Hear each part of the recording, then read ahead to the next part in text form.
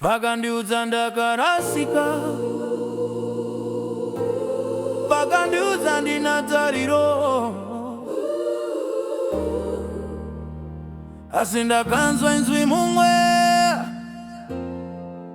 rakati, ndichiri kukudana nezita rako. Ndakatiza ndakavanda mumumvuri wezvivi zvangu, ndakafunga Mwari achandiyeuke. Ndakazvinyadzisa asi paurombo hwangu, pandakatadza kunyange kuteterera, ndakanzwa rudo rwake ruchinditevera, kundisunga nenyasha.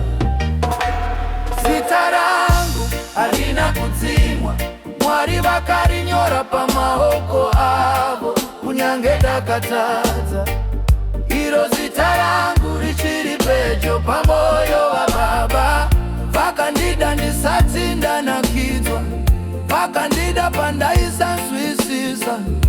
Iro zita rangu harisi panyika chete, rakanyora kudenga. Ndakafuratira zvakanaka, ndakasarudza nzira yevasina tariro, ndakagara pakati pematongo, ichichema nezvakandipotsa. Vakawanda vakandisiya, vamwe vakandinyomba, asi Mwari haana kundipfura.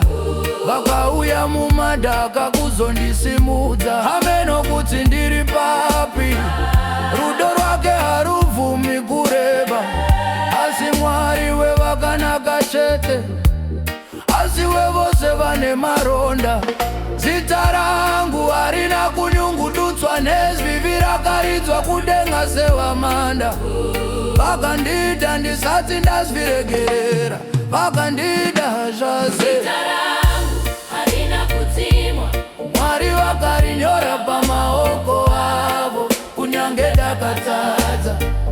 Iro zita rangu richiri pedyo pamoyo waBaba, vakandida ndisati ndanakidzwa, vakandida pandaisanzwisisa. Iro zita rangu harisi panyika chete, rakanyorwa kudenga. Ndiri kudzoka Baba, handichaendi kune dzimwe nzira.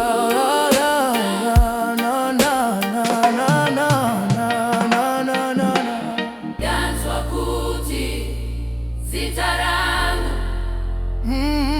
harina kufa. Zita rangu ndiro riri kushevedzwa na Zita rangu